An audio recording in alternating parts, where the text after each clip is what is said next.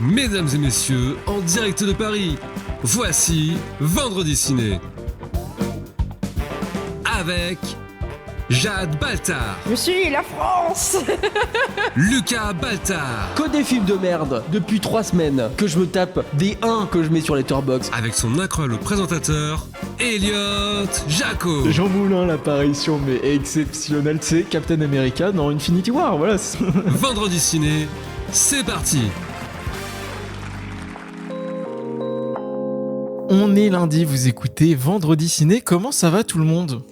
Bah, ça va super. J'arriverai jamais à m'habituer à cette phrase. Pourquoi ? On est lundi, vous écoutez Vendredi Ciné. Ouais. Ça fait un moment quand même. Hein, Bah, c'est ce que je dis, je m'y habituerai jamais. Ok, ouais. Moi c'était le On est à Cannes, je me suis pas habitué. On Ah ouais. est à Cannes. On est à Cannes. Faux. Non. Oh, putain. Et voilà, on est cancel. Et putain. Oh, mais ça va pas la tête. Une semaine de plus à parler des films au cinéma, mais moi je sais ce que vous attendez, vous les auditeurs, vous attendez les Backrooms, Toy Story 5, vous attendez le nouveau Spider-Man, alors qu'il y a l'affaire Zanetti cette semaine au cinéma, ce serait vraiment dommage de le rater. Et ouais. Faut pas le louper, hein. Faut pas le- Alors C'est quand même ça, une super occasion de faire la sieste. Ouais. Oui. C'est Ça du peut se vendre comme teasing ça. là, ce que vous faites.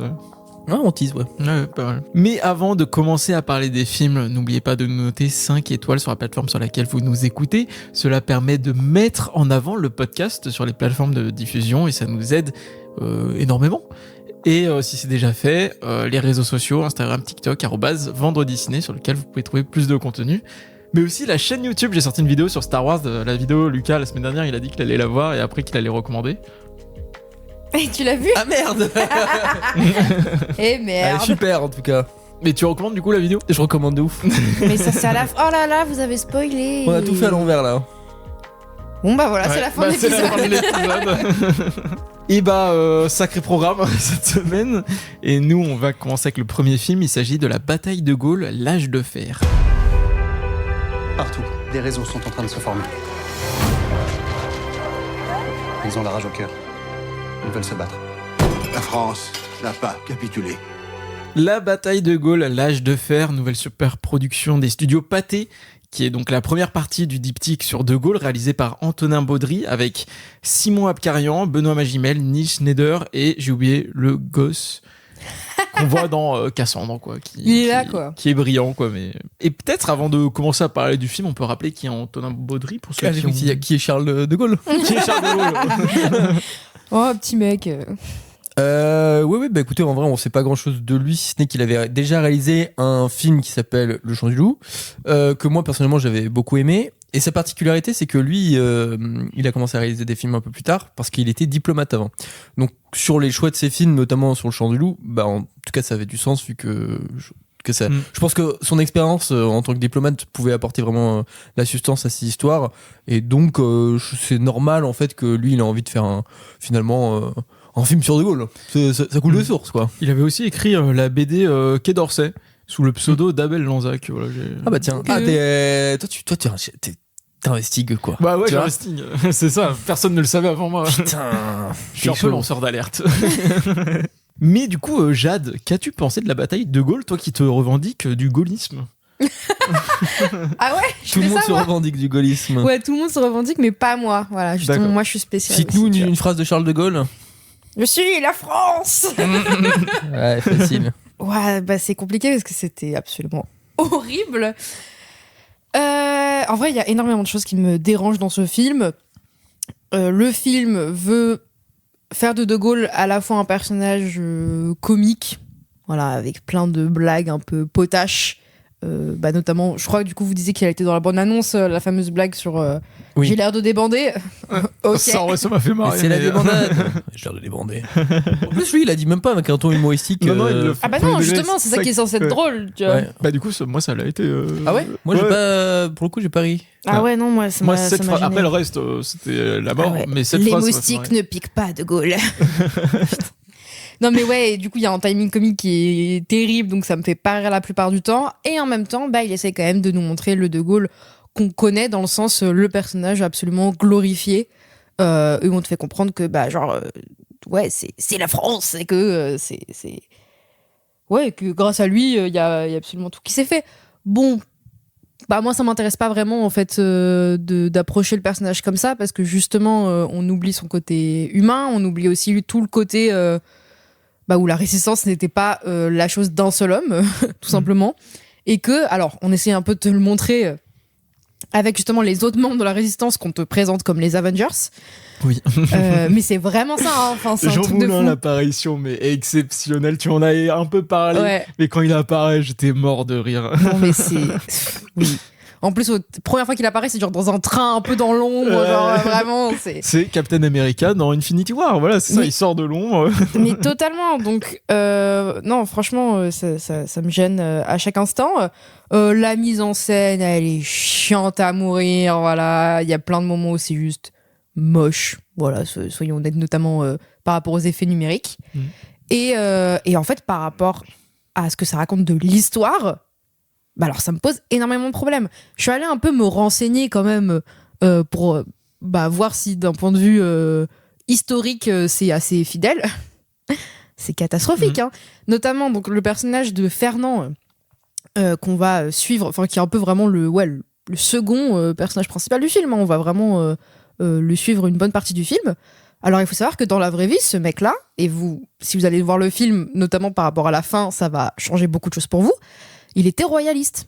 Sympa. Donc ça change énormément son acte. Mm. Et ça change genre toute la vision qu'on a de lui. Donc pourquoi prendre ce personnage-là spécifiquement pour nous montrer les jeunes résistants alors qu'il était royaliste? Enfin, c'est complètement con. Donc ça revisite l'histoire. Il y a plein de moments, pareil, on va te montrer De Gaulle qui s'est fait un peu remplacer par un amiral et qui a été un peu exilé à la campagne. Ça ne s'est juste jamais passé. En plus, ça sert à rien. Hein. Et ça sert à rien, c'est À juste part pour montrer. qu'à un moment, il y a eu des doutes. À un moment, il a été écarté, quoi. Voilà, Ouais. ce qui n'a jamais été le cas. Enfin, oui, il y a plein de choses comme ça qui m'énervent. Bon, l'appel du 18 juin qui arrive au début du film, c'est pas le bon texte. Bon, c'est quand même. Ça, c'est une dinguerie, hein, quand même. Genre, c'est-à-dire c'est quand même un truc historiquement ils extrêmement ont estimé en lisant, en réécoutant, en lisant l'appel 18 juin, ils se sont dit, ça manque de peps. Ça manque de peps, il faut qu'on réécrive un petit peu là. C'est-à-dire que à la fois, ils ont donc dans le contexte de l'appel du 18 juin, c'est pas le bon contexte. C'est-à-dire que dans la vraie vie, l'appel du 18 juin, il vient avant l'armistice. Là, dans le film, il vient après. Donc, du coup, l'appel n'est plus du tout le même. Et ils ont mélangé deux textes, donc l'appel du 18 juin et celui du 22. Et ils ont rajouté un peu leur sauce aussi, tu vois. Donc, enfin, moi, en fait, je trouve que c'est un film qui va être présenté aux scolaires, qui va... et c'est dérangeant, en fait, qu'on en vienne là. Et j'en viens à mon dernier gros problème, le portrait, on va dire, des colonies françaises. C'est catastrophique, c'est-à-dire que notamment moi ce qui m'avait un peu choqué dans le film, c'était donc par rapport au gouverneur du Tchad qui n'a même pas une seule ligne de dialogue, alors que c'est quand même le premier mec qui a dit ok, on va faire confiance à De Gaulle et on va s'allier à la France libre. Ce mec-là on fait comme si les colonies françaises n'avaient pas été importantes dans la Seconde Guerre mondiale, voilà, elles ont pas du tout aidé, c'est juste un point sur une carte, littéralement dans le film. Bon, ça me dérange à plein d'endroits. Donc je trouve à la fois le film chiant en termes de mise en scène, en termes d'écriture, en termes de ce que tu veux, les dialogues c'est assez catastrophique. Et en plus, historiquement, c'est même pas fidèle. Bon à quoi sert ce film en fait?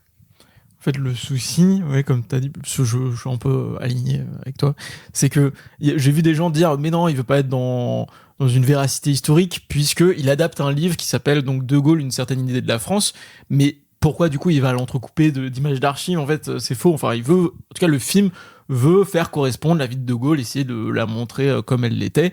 Problème majeur, c'est que, en gros, le contexte de production de ce film ne permet pas, de montrer la véracité historique, parce que le format long métrage ne permet pas de rentrer vraiment dans tous les détails de sa vie. Ce qui fait que soit il reste en surface, soit il balance des anecdotes en espérant que j'ai les refs. Et je tiens pour preuve une scène où De Gaulle met son anneau sur la main gauche. Et moi je sais, puisque je me suis un peu renseigné sur la vie de ce gars, c'est parce que il s'est blessé à la main droite pendant la Première Guerre mondiale. Mais du coup, pour ceux qui ne comprennent pas, genre là, juste à une scène, tu ne sais pas ce qu'elle vient faire dans le déroulé narratif du film. Ça n'a aucun sens en fait, cette scène. Et aussi, comme tu as dit, en termes de véracité historique, c'est pas ouf, puisqu'il surestime quand même aussi vachement la figure de De Gaulle, étant donné que il nous fait croire que sans De Gaulle, en fait, on n'aurait jamais gagné la guerre. Fun fact, De Gaulle a été écarté de tous les conflits, c'est un peu montré quand même, mais la guerre aurait pu se faire, même c'est faite sans lui. Là où il a été important, ça a été pour faire respecter la souveraineté française à la libération de Paris. Et même aussi la résistance, en fait, il y avait qu'un pour cent des Français qui étaient résistants. Donc là, t'as l'impression que toute la France est résistante et va sous l'Arc de Triomphe. Bon, c'est bizarre. Et l'autre aspect qu'il veut développer, c'est aussi ce film d'action bourrin à l'américaine. Et là, encore une fois, il y a un problème, c'est que il a que 80 millions. Et même si c'est beaucoup et c'est le film le plus cher de l'histoire de 80 millions pour les 2 films. Hein. Oui, pour les 2 films. Oui, 40. Du coup, c'est pas assez pour représenter des champs de bataille. Et comme Antonin Baudry n'a aucune idée de comment filmer ça, même si c'est le film le plus cher de l'histoire de Pathé, je vois le manque de budget tout le temps. Et notamment sur la bataille de Bir Hakeim, où je me dis, allez, enfin, ça va rentrer dans un film qui tâche. Moi, allez, mon petit film réac un peu divertissant, pourquoi pas. Et même là, il est pas hyper généreux, quoi. Donc, je suis un peu déçu. Voilà, j'ai un film qui n'explore pas assez ces deux aspects-là. Et les enjeux de la bataille de Bir Hakeim sont vraiment très mal représentés, en fait. Oui. À la fois, peut-être Lucas va en parler un peu plus, mais je trouve qu'on comprend pas trop la difficulté que ça a été pour les Français. Le fait est que dans la réalité, du coup, on s'est renseigné et il y a eu relativement peu de pertes pour les Français. Oui. Donc c'est incroyable en fait. Mais moi, j'arrive pas à comprendre comment ils ont réussi à faire ça dans le film. On me le montre pas. Et du coup, effectivement, à la fin, je vois plein de camions qui arrivent et tout. Donc je me dis effectivement, ils ont l'air d'être pas mal à avoir survécu. Mais comment en fait et c'est une bataille qui a duré longtemps pour le peu de gens qu'il y avait. Enfin, tout ça, je le ressens pas dans le film. Ça ne me montre rien. Juste des petites explosions comme ça. Et puis un champ de bataille comme on a vu 1000 fois et qui du coup me montre pas la spécificité de cette bataille là. Ouais, de toute façon on partage tous le même avis, j'ai l'impression. Moi j'avoue que j'ai du mal à comprendre la stratégie commerciale derrière ce film, étant donné qu'on se dit, Pathé en tout cas se dit, on veut faire un gros film de guerre qui tâche, etc. Comme tu disais Elliot. Sauf que à un moment où tu veux reproduire ce système de production hollywoodien, etc., et ce genre de film, c'est le même moment où ça ne fonctionne plus. C'est vrai. Où les gens en ont marre de voir ce genre de truc et tout. Donc, moi, j'ai l'impression de voir des vieux papis qui produisent des films qui sont dépassés de 20-30 ans, tu vois, où ils ont envie de faire le soldat Ryan, mais gros, genre, en fait, là, on n'y est plus. Ça parce qu'on en a pas beaucoup parlé, mais sur l'esthétique du film, je trouve que ça se retranscrit vachement sur la lumière, etc., qui fait vachement c'est très cliché, quoi. En fait, c'est des zones d'ombre et puis après la lumière un peu comme le lever du soleil, etc., tu vois, qui va venir un peu contraster tout ça. Sur l'image, c'est très cliché, ça fait très on en parlait un peu publicitaire, quoi, finalement, alors que encore une fois sur la Seconde Guerre mondiale, moi, je suis hyper ok pour on dise ok, j'ai envie de faire ce genre de film avec les Trois Mousquetaires, tu vois, avec le Comte de Monte Cristo et tout, c'est trop cool. Enfin, en tout cas, que ça soit bon ou mauvais, tu peux te mettre à la rigueur les gens qui ont beaucoup aimé les livres, etc. à dos, mais réécrire l'histoire pour en faire un film de divertissement, faut faire attention. Et là, encore une fois, ce que je disais, le problème avec cette esthétique, etc., c'est que tu risques d'embellir cette période-là, tu risques de montrer que c'est un peu trop facile, parce que parfois c'est trop facile. Parfois, il y a des gens qui sont réunis un peu comme ça, il y a des gens qui font la guerre un peu trop comme ça, facilement, quoi. Comme si c'était facile de sacrifier, comme si c'était facile de faire la guerre. Et ce que tu disais, Jade, donc, dans cette fameuse bataille qui est un peu le climax du film, déjà, après, je comprends qu'il y a des gens où ça dérange pas de voir des scènes de guerre qui sont réellement passées, d'en voir comme un divertissement, etc. Et ça peut être bien fait, tu vois, je sais pas, Dunkerque ou des trucs comme ça, mais tu vois, dans ces films-là, même le soldat Ryan, ça essaie de le faire en respectant l'histoire et en respectant les gens qui sont réellement morts. Parce que faut vraiment pas oublier qu'il y a des gens qui sont réellement morts pendant ces batailles-là, et elles sont pas montrées à l'écran parce que, comme on le disait Jade dans la bataille, Jeanne, bienvenue. Dans la bataille de Bir Hakeim, la plupart des gens qui se sont battus, c'était des noirs. Les personnes qui se sont distinguées pendant cette guerre, c'était des noirs. Il n'y a pas une personne noire dans cette guerre-là. Donc, c'est intéressant comme choix d'acteur, etc. Et ensuite, effectivement, sur le sens du sacrifice, ok, mais pour que des hommes puissent se sacrifier alors qu'ils ont aucune chance de survivre, ok, mais comment tu le montres ça? Bon, c'est un peu filmé comme d'hab. Je veux dire, le film arrive après les Sentiers de la Gloire, le film arrive après l'Armée des Ombres, etc. Comment tu peux oser montrer la guerre, la Seconde Guerre mondiale représentée comme ça? Je veux dire. Ouais, il pensait que juste mettre une musique inspirante, ça va nous faire la pilule, quoi. Et je trouve ça dommage. Effectivement, cette guerre-là, je la comprends pas. Tu ressens pas une guerre, c'est effectivement, ça tâche, c'est dégueulasse, quoi. En fait, y a du sang partout, ça pue, c'est la mort. Et ça, à aucun moment c'est montré, c'est glorifié. Les ennemis, moi, ce qui m'a choqué, c'est que les ennemis sont pas du tout représentés. C'est-à-dire qu'on tue des tanks, on tue des bolides, on tue des trucs, on tue de l'acier, quoi. Ils sont représentés, les nazis, l'Allemagne, c'est représenté comme de l'acier. Et je veux dire, ok, les nazis c'était les méchants à l'époque, il y a pas de galère, etc. Juste, c'était des vrais gens qui sont morts en face. Et ça, dans un film de guerre, tu te dois de le respecter. Et ça, on l'a compris.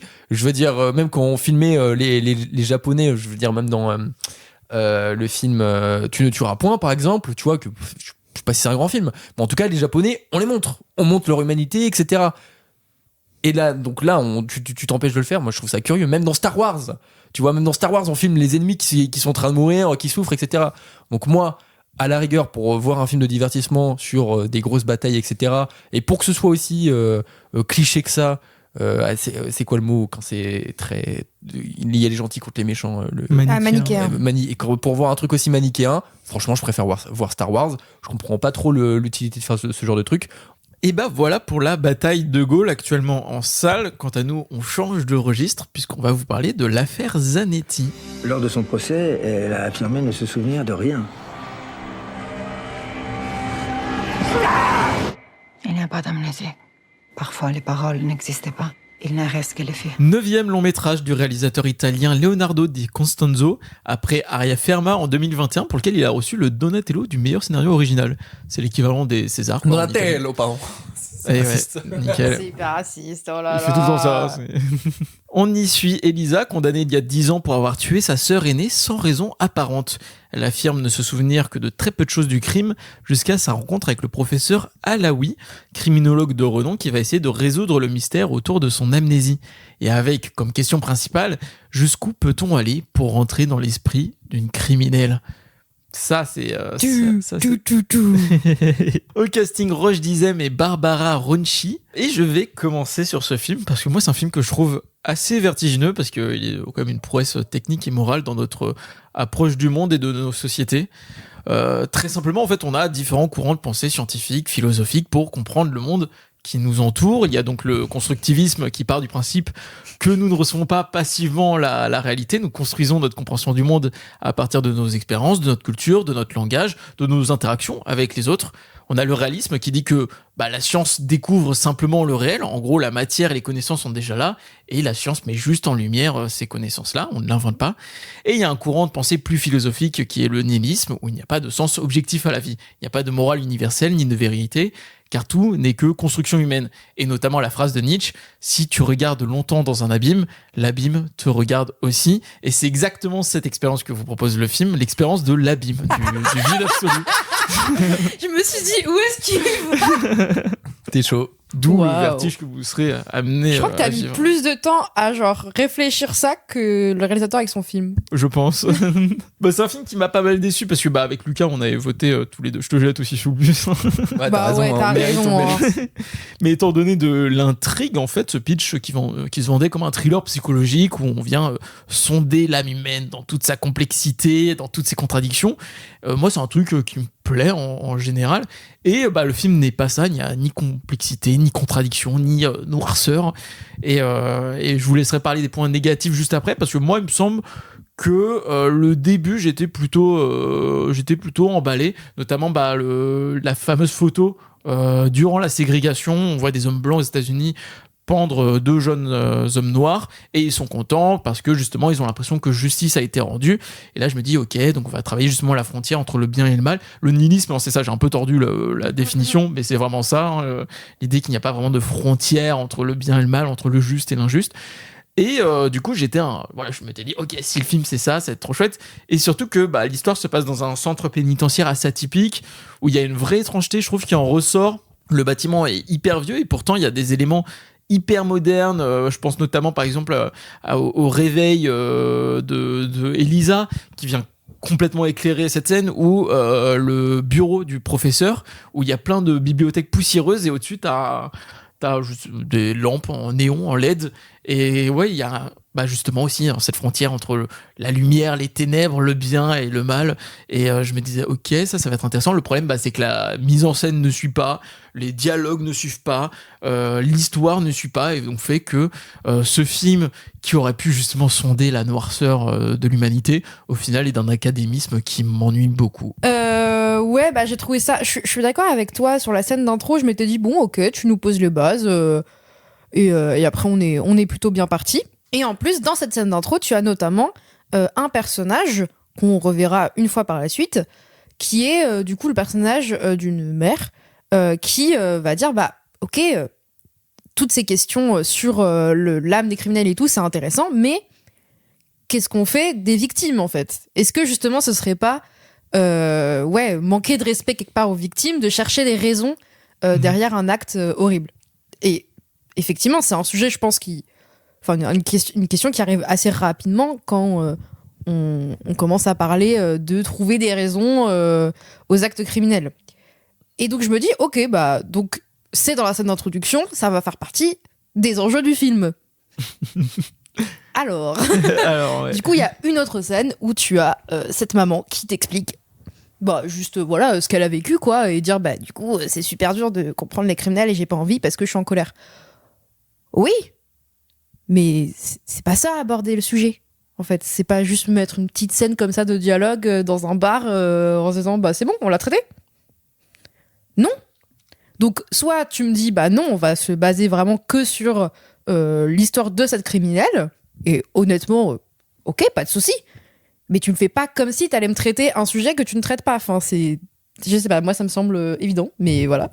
Surtout que la victime, là, en l'occurrence, elle a pas beaucoup de scènes, en plus.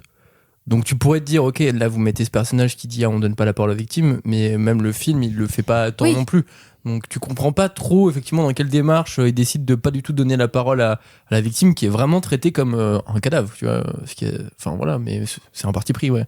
Et après, à part ça, très très compliqué de rentrer dans le film. La mise en scène est aussi froide que l'environnement des Alpes autour. La plupart du coup des scènes, c'est des entretiens entre le criminologue et la criminelle, en chant contre chant hyper basique. Et puis, des fois ça va être plus intense, donc on va faire un gros plan sur le visage du mec. Puis elle va se lever, elle, pour montrer que... Ah oui, en plus ça te demande, tu vois, genre, est-ce que je peux me lever ? Je me suis dit, oui, parce que sinon ça va être vraiment trop chiant. Ouais. Du coup, tu demandes à ce qu'elle se lève, mais ça n'apporte rien au fait qu'elle se lève. Ouais, ou alors je pense que ça aurait pu être d'autant plus intéressant. La facilité, c'est de se dire, ok, là elle est en colère, elle peut plus tenir, elle se met debout. Ok, si elle est en colère et qu'elle peut plus tenir, ça serait intéressant de la faire rester assise, justement, aussi, tu vois. Et le film va tout le temps dans la facilité, va tout le temps dans l'évidence, je trouve. C'est un peu dommage. Tout à fait. Et donc je trouve que il y a plein de sujets très complexes en soi qui sont traités. Comme je disais, soit qui sont sous-développés, soit qui sont seulement traités par la parole. C'est-à-dire que la mise en scène n'aide pas au traitement de ce sujet-là. Et notamment, il y a des scènes de flashback. Les scènes de flashback, elles sont montrées, on en parle un peu, mais on n'arrive même pas trop à savoir si c'est vraiment purement subjectif. Ouais, c'est pas un souvenir en fait, parce qu'il y a des moments où elle est pas dans la pièce, donc ça annule un peu le truc, mais en même temps j'ai l'impression qu'il dit que c'est son souvenir. Juste qu'il est pas rigoureux sur comment ça devrait être filmé pour que ça soit et du coup tu me dis, ça sert à quoi que tu me montres ça de cette manière ? Qu'est-ce que tu veux me dire avec ces flashbacks ? Et au final, t'as l'impression que non, ces flashbacks, ils sont juste là pour te montrer, regardez ce qui s'est passé. Ok, super. Enfin, illustration de ce qu'elle dit. Génial. Putain, j'avais vraiment besoin de ça. Je peux pas comprendre par moi-même quand elle raconte ces trucs, quoi. Ouais. Donc, voilà, fais-en quelque chose, en fait, de cette intrigue-là, de ce flashback. Et donc, au final, j'ai l'impression que le film, rate son objectif dans le sens où ça ne m'amène absolument pas à essayer de comprendre ce qui se passe dans sa tête, ou même avoir de l'empathie pour elle, honnêtement. Même si je comprends l'idée de se dire, il le dit, oui, on a tous une part de violence et tout, donc c'est le côté en mode ça pourrait arriver à tout le monde, quoi. Mais enfin, désolé, mais quand je vois ce qui se passe dans le film, et notamment les raisons pour lesquelles elle a fait ça, non, j'arrive pas à comprendre comment tu peux en venir là pour ces raisons-là. Non, Ouais. Le parti pris du film, c'était d'essayer de montrer, au début, t'as le personnage qui, je pense, fait très humaine, justement, et que nous, personne n'arrive à comprendre comment une personne comme ça a pu commettre un tel crime, vu qu'elle fait vraiment normal et elle assume pas du tout ce qu'elle a fait, et pour elle, elle est amnésique, donc du coup, elle se souvient de rien, etc. Donc t'as vraiment ce truc de, ok, c'est comme si elle avait pas tué sa sœur, quoi. Et au fur et à mesure, le but du film, c'est de lui faire prendre conscience qu'elle a fait ça et donc de lui faire ressortir tout ce qu'elle a de mauvais en elle. Et en fait, elle change, mais elle change en mauvais pour nous parce que nous, on a l'impression qu'elle devient la criminelle qu'elle a toujours été. Mais en fait, elle essaie juste au final, elle s'assume comme elle est réellement, quoi. Elle se cache plus derrière un personnage et tout. Donc ça, c'est le seul truc un peu intéressant, mais ça se fait que dans le jeu, ça se fait pas c'est pas très théorique ou quoi, ça se fait directement, grossièrement, enfin... Voilà, ça se passe sous nos yeux, quoi. Et moi, le principal problème que j'ai avec le film, c'est que les acteurs sont très mauvais. Alors, je sais pas s'ils sont mauvais ou si vraiment leurs dialogues qui sont éclatés. Ouais, leurs dialogues je disais, mais quand même. Malheureusement, il y a un parti pris étant que il y a la meuf est italienne qui parle français et que je comprends pas tout ce qu'elle dit avec son accent italien, donc ça c'est un peu dommage. Et je trouve qu'aussi peut-être que ça l'empêche de jouer de façon naturelle. La langue, ça peut être intéressant, la barrière de la langue et tout, ça peut être toujours très cool à utiliser dans le sens où en fait parfois elle aurait pu parler italien pour justement voir un peu comment elle parle avec sa langue natale, etc. et son changement de comportement suivant les langues, parce que t'es pas la même personne suivant la langue que tu parles, enfin tu vois. Oui, ça pourrait carrément être intéressant. En plus, donc le film se passe dans les Alpes, donc c'est vraiment à la frontière franco-italienne et tout, donc il y a tout ce côté-là où tu vas avoir des gens italiens et français qui se côtoient quotidiennement. Et comme tu dis, ça c'est posé là, même le centre pénitentiaire en général, il est là, mais ils en font rien. Ouais.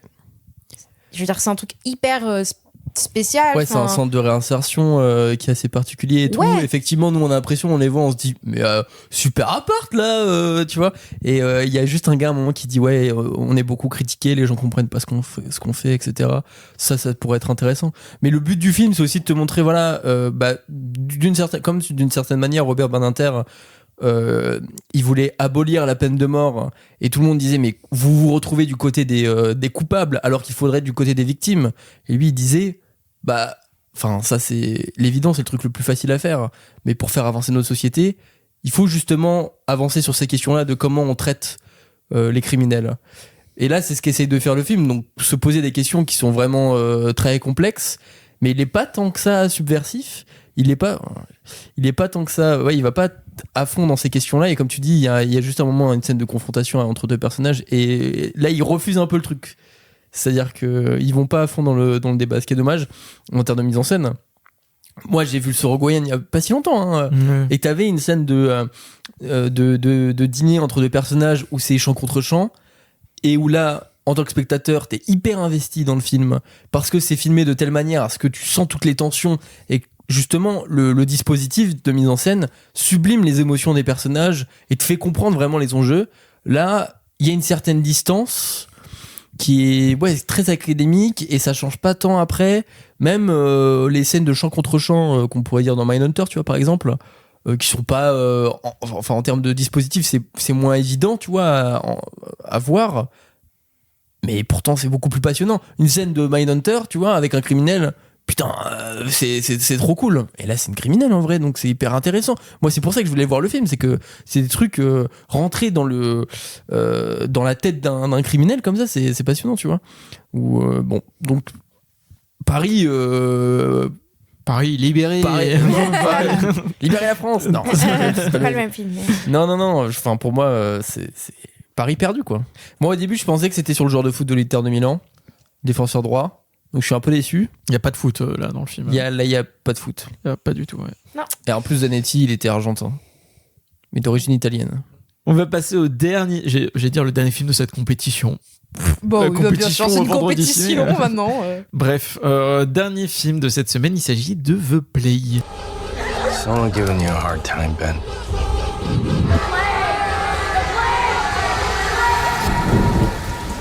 Why are you doing this to me? The Plague, premier film du réalisateur américain Charlie Pollinger, présenté en Un certain regard à Cannes en 2025. On y suit Ben, un adolescent de 12 ans qui vient d'arriver dans un camp de water-polo pour garçons. Il y fait la rencontre d'Eli, qui est marginalisé par ses camarades selon une tradition cruelle qui veut qu'il soit porteur d'une maladie qu'ils appellent la peste. À mesure que la frontière entre le jeu et la réalité s'estompe, Ben commence à craindre que cette blague ne cache quelque chose de bien réel. D'ailleurs, pour le fun fact, The Plague est un film personnel donc pour son réalisateur qui dit qu'il est tiré directement de ses journaux qu'il a tenus pendant un camp d'été en 2003. Ah, merde. Pauvre chou. Ouais. Vraiment, désolé pour toi. Comment il s'appelle Charlie, ouais. Charlie, désolé. Ouais, moi en tout cas j'ai trouvé que c'était un film très très réussi. Ça fait du bien, je vous cache pas, parce que là moi j'ai vu 4 films d'affilée qui sont nuls à chier. J'ai pas mis plus de 2 à un film depuis un moment. Donc là voilà, ça m'a fait du bien. Je trouvais ça intéressant, même si le harcèlement, c'est pas cool. Ouais, Déjà c'est pas cool. Déjà c'est pas cool. Surtout c'est pas évident à retranscrire, je trouve, au cinéma. En tout cas, il y a beaucoup de gens qui tombent dans des trucs un peu évidents, voilà. Et là c'est pas le cas. Je trouve ça trop bien, effectivement, de parler de ce phénomène-là avec du cinéma de genre, en parlant de water polo. Donc ça c'est trop cool. Enfin, je trouve que ça amène des idées de mise en scène qui sont trop chouettes et dont je parlerai peut-être un peu plus tard.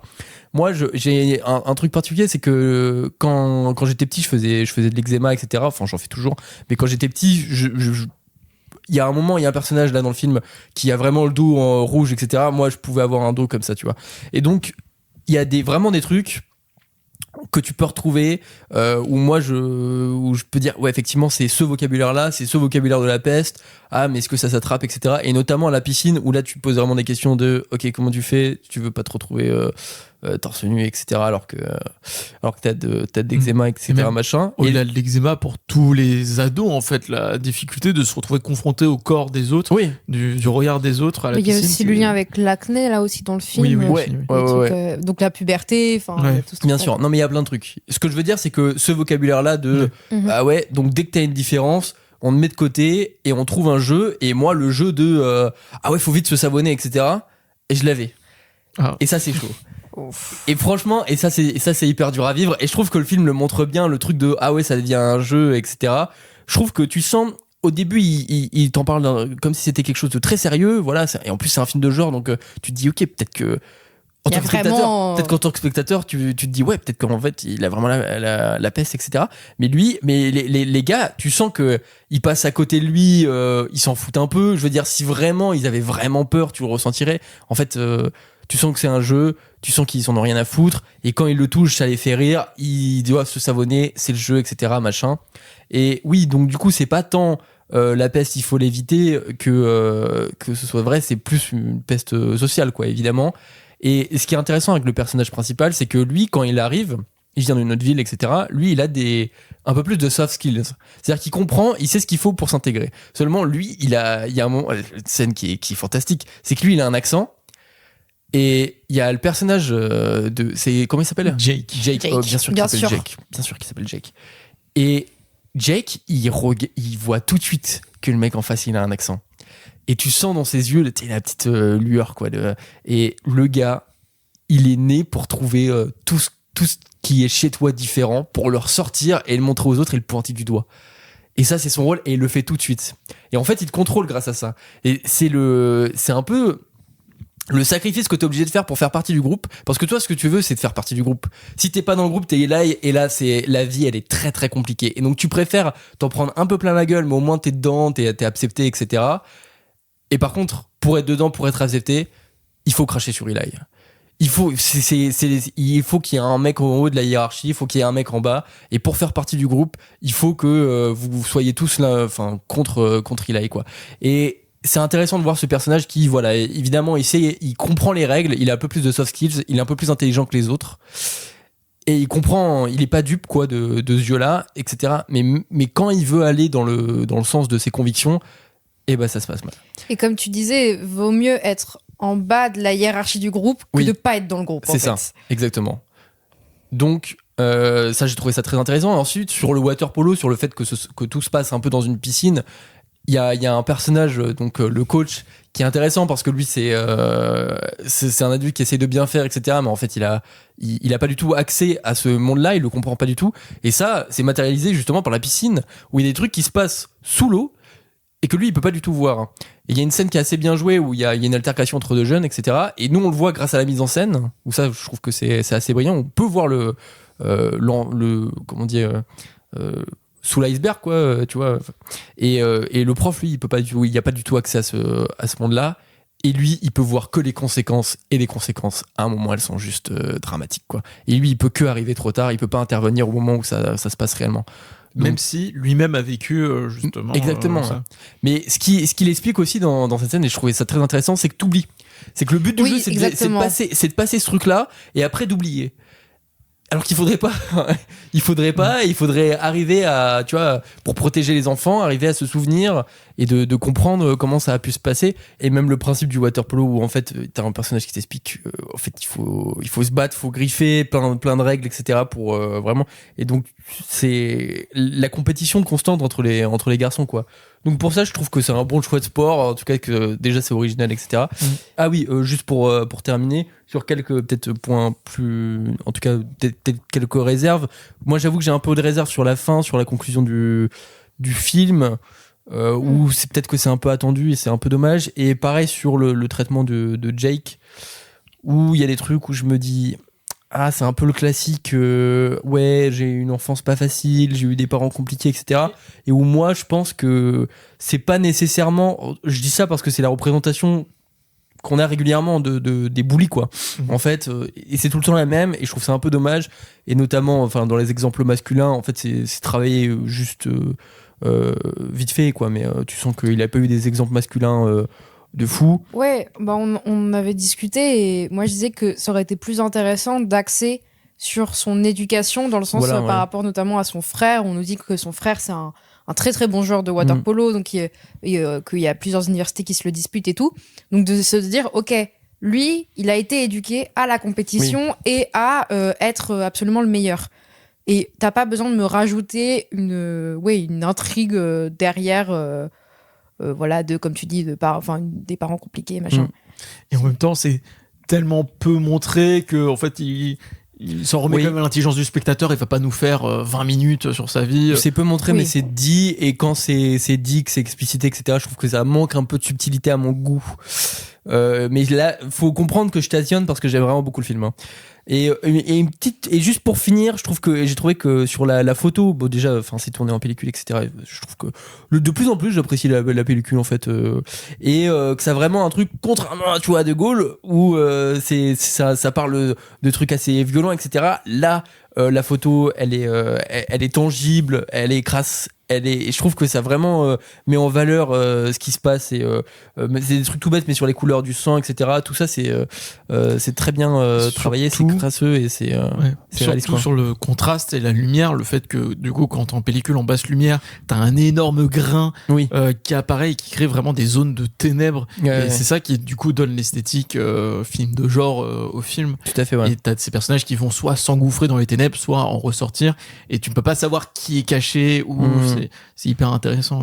Ouais, et puis sur le travail de la musique, des sons, moi je suis pas fan des violons, tu sais, qui sont utilisés à certains moments. Là, c'est utilisé souvent dans le film. Je trouve au moins le film a mérite d'être un peu original sur les sons qu'il utilise, et que c'est un peu plus utilisé, un peu mieux utilisé que d'habitude. C'est pas juste pour mettre en évidence. Il fait pas le truc classique. Il y a un truc qui te surprend et c'est vraiment pour donner une ambiance générale.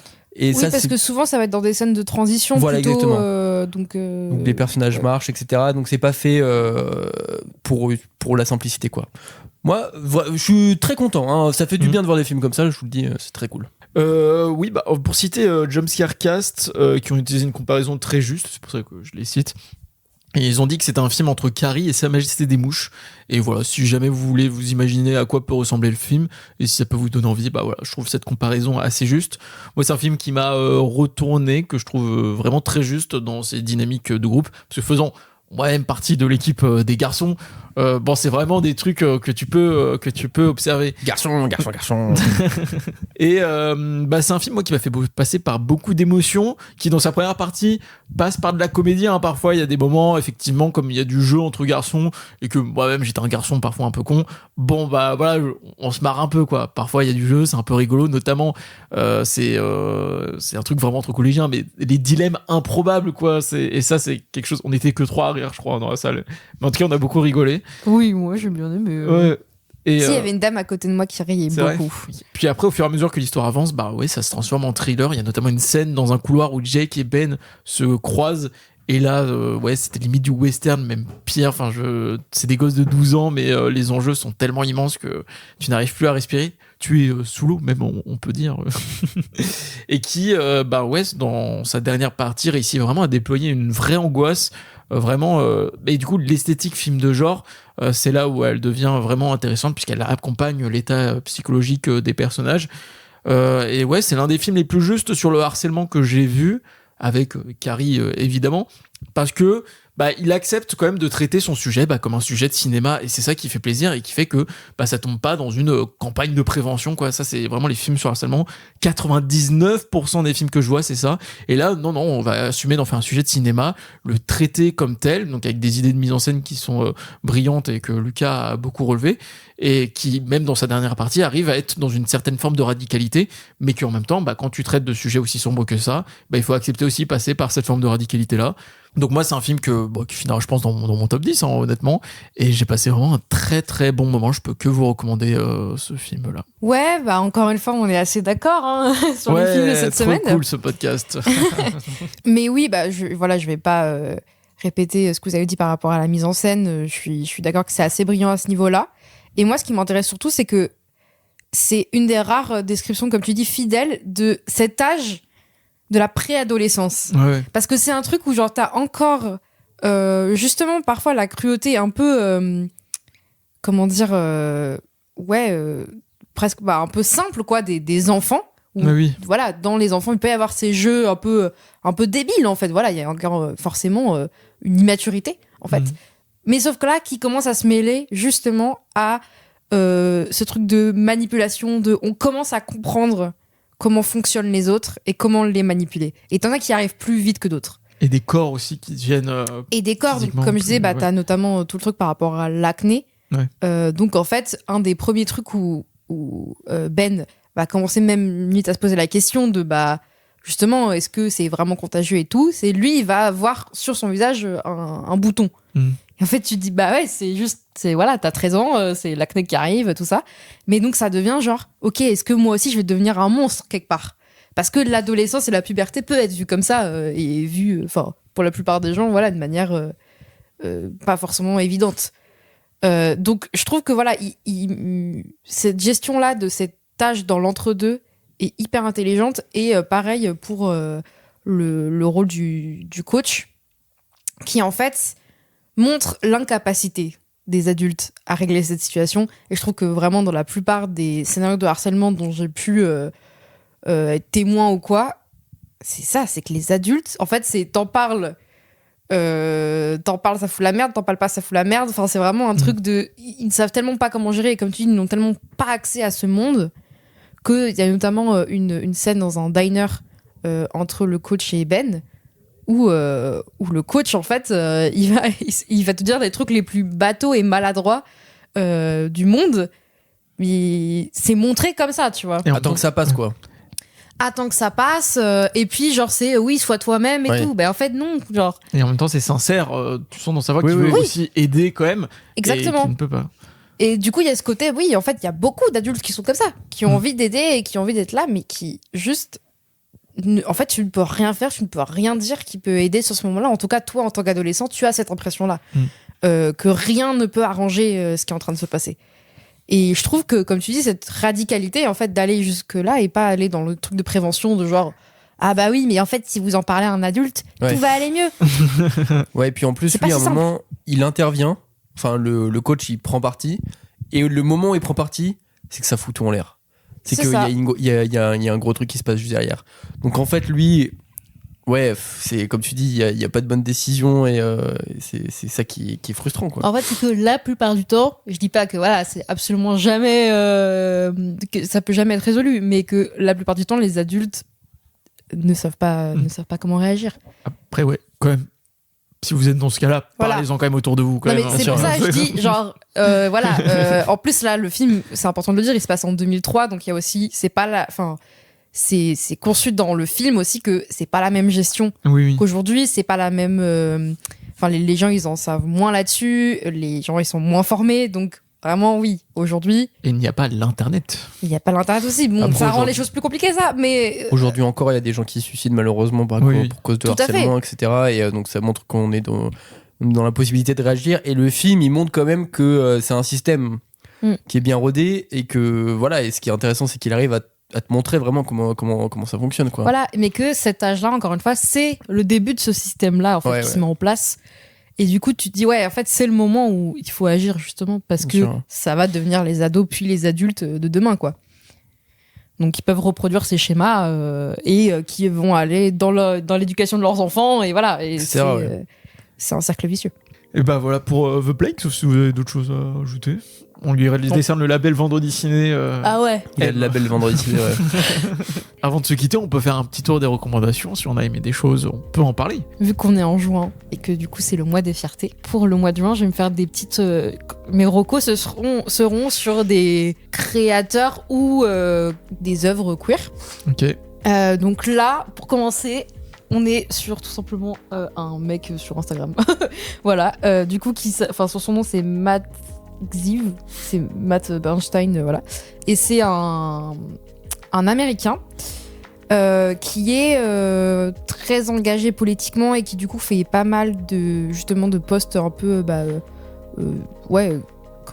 il vulgarise les événements politiques du moment et donc comment ça affecte à la fois la population queer aux États-Unis mais aussi dans le monde, et voilà, il parle aussi notamment beaucoup de la Palestine, tout ça. Donc il est engagé sur plein de domaines, et je trouve que notamment par rapport à la situation aux États-Unis, c'est intéressant de suivre des comptes comme ça parce que c'est des comptes qui tiennent au courant de ce qui se passe vraiment pour la population et des choses qu'on n'entend pas forcément dans les grands médias. Voilà. Il a aussi un podcast, je crois, qui est très intéressant et très documenté. Du coup, faut être à l'aise avec l'anglais quand même. Oui, ouais, par contre, oui, c'est qu'en anglais. Moi, je vais vous conseiller un film de Nanni Moretti. Oh non, c'est reparti. Le film s'appelle Habemus Papam. En gros, c'est Michel Piccoli. Mais non, j'adore Michou. Non, pas Michou. qui s'appelle Melville dans le film. Et contre toute attente, il est élu pape, n'est-ce pas? Sauf que, pas de chance, il fait une dépression. Et alors qu'ils avaient annoncé qu'ils avaient un pape, etc., le pape il veut pas se présenter, etc. Donc bon, ils doivent faire appel à un psychologue. Ce psychologue, c'est Nanni. Et Nanni Moretti, il se retrouve piégé au Vatican parce que personne n'a le droit de sortir tant qu'on sait pas qui est le pape. Et donc Nanni Moretti organise des tournois de volleyball, etc. Enfin bref, je vous laisserai découvrir le film. C'est très joli parce que déjà ça parle de la dépression à un âge avancé. Un monsieur qui est pape et qui se dit moi j'aurais voulu faire acteur, j'aurais voulu faire d'autres choses, etc. Donc c'est toujours très original. Et moi ce que j'aime bien dans le film de Nanni Moretti, c'est que, et je trouve que c'est vraiment un truc qu'il essaie de travailler, c'est de créer de la curiosité à chaque fois. Et moi, ça fait quand même pas mal de films que je vois de lui, et à chaque fois, tu deviens curieux, tu dis ah putain comment ça se passe. Et je sais que moi, même que lui, il est pas chrétien, il est très athée, je pense. Mais il s'intéresse quand même à ce milieu-là, avec beaucoup de curiosité, et il nous en parle bien, je trouve. Et donc vraiment, je vous le conseille parce que c'est une œuvre très singulière. Voilà. C'est une chaîne YouTube assez connue qui s'appelle Les Revues du Monde, donc tout le monde connaît. Ah bah oui, bien sûr. En ce moment, je binge-watch toutes ces vidéos, donc c'est Charlie Danger. Ouais, elles sont géniales ces vidéos. Et parce qu'elle arrive à me faire intéresser à des sujets dont a priori j'en ai rien à battre, notamment un sujet anthropologique sur la modernité comportementale, et c'est la vidéo que je vous recommande qui s'appelle Le trou temporel inexplicable de la préhistoire. On part du principe que l'humanité a commencé à devenir humaine à partir de l'apparition de la modernité comportementale, à partir du moment où on a commencé commencé à créer des bijoux, des armes, des outils, tout ça. Et le souci, c'est qu'on a découvert que donc l'humain est là depuis 150 000 ans à peu près, et que la modernité comportementale est apparue il y a 50 000 ans, parce que tous les objets que l'on retrouve, tous les outils, les objets d'art et tout, sont apparus dans une même échelle de temps de 100 ans, globalement. Ce qui est dans l'histoire de l'humanité très peu, dans l'histoire de l'univers très très peu, enfin, voilà. Et du coup, la question est, qu'est-ce qui s'est passé, en fait? Pourquoi, genre, d'un coup, bam, petit bouton, et on est tous devenus humains, on a commencé à créer des outils et tout, qu'est-ce qui s'est passé? Et c'est hyper intéressant, et il y a un plot twist, il y a plusieurs plot twists dans cette histoire. C'est pour ça qu'elle raconte bien. En fait, c'est des lézards qui nous contrôlent. Ouais, c'était ça, ouais. Puis voilà, quoi, la vie, vous, ça dit quoi? Bah ça va, hein. Ça va, on est posé. La semaine prochaine, ça sera. C'est grosse semaine, hein, c'est la semaine prochaine. Ouais. On a les GOAT. On a. Steven. Le double S. Le double Steven. Le double Steven, déjà. Donc ça, c'est un banger. Ouais. Et le troisième film, on verra ce que c'est. On verra. On verra. Le Dupieux.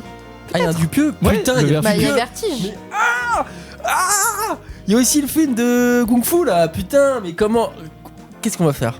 Que des films de merde depuis 3 semaines que je me tape, des 1 que je mets sur Letterboxd, et là ils nous mettent tout en une semaine. Et bah oui, et bah du coup rendez-vous la semaine prochaine. Prenez soin de vous. Prenez soin de vous. Prenez soin de vous. Gros bisous. Ouais, évidemment. Ouais, des bisous.